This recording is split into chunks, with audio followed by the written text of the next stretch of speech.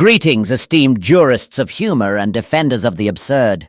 This is Allistair Cognitus speaking, at the ripe old age of 75, and yes, the very same trickster who once shared a laugh and a bottle of the good stuff with that purveyor of rigidity, Brother Peter Demond.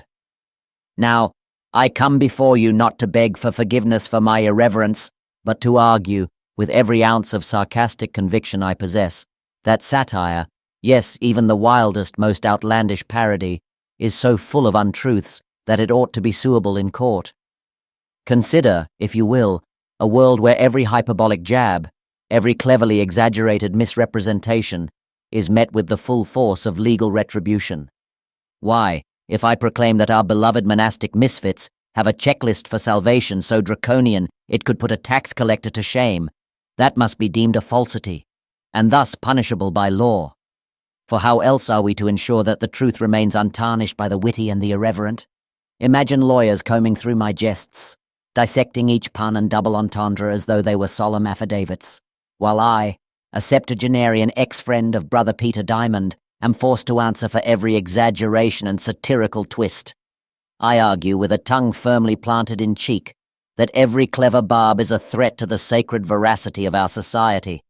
If a parody dares to deviate from the truth of dogmatic reality, even in jest, it must pay the price. After all, if satire were allowed to roam free, unpunished, how might we ever curb the unrelenting tide of falsehoods? What next? A lawsuit for every joke that paints our institutions as absurd caricatures. The mere thought sends shivers down the spine of our legal system, which might soon resemble a circus of cross-examinations over pithy one-liners, rather than a bastion of justice. And let us not forget the irony. These very untruths are precisely what expose the farcical nature of those who cling so desperately to outdated doctrines. Imagine if Brother Peter Diamond himself were forced to defend every satirical exaggeration of his own absurdities in court. How delightfully tragic would that be?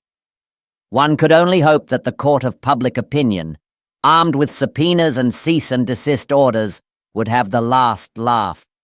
So, my dear friends and foes of unbridled wit, I maintain that satire must be punishable until the very end. Yes, let every untrue, ridiculous statement be weighed, measured, and taxed by our judicial system. After all, what is humor if not a calculated assault on the pretensions of power?